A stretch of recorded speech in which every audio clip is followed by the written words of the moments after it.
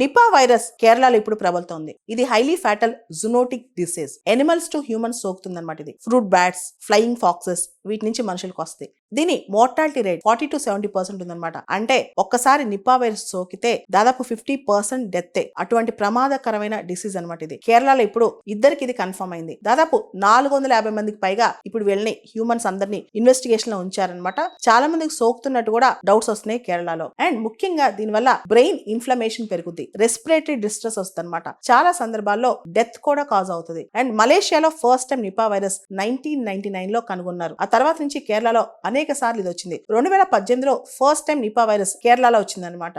ఆ తర్వాత మనం గమనిస్తే ఫ్రూట్ బ్యాట్స్, ఫ్లయింగ్ ఫాక్సెస్ ఇలాంటి వాటిలోంచి ఈ వైరస్ సోకుతుందని చెప్తున్నారు అనమాట. అంతేకాదు ఇన్ఫెక్టెడ్ ఎనిమల్స్, పిగ్స్ కానీ లేదా ఆల్రెడీ కంటామినేట్ అయిన ఫ్రూట్స్ కానీ, పామ్సాప్ మనం కళ్ళు అంటుంటాం, ఫ్రూట్ బ్యాట్స్ వల్ల కంటామినేట్ అయిన పామ్సాప్ తీసుకుంటేనో వీటన్నిటి వల్ల ఎనిమల్ టు హ్యూమన్ కావచ్చు, ఆ తర్వాత హ్యూమన్ టు హ్యూమన్ కావచ్చు, బాడీ ఫ్లూయిడ్స్ వల్ల కావచ్చు, ఈ నిపా వైరస్ అనేది సోకుతుంది అనమాట.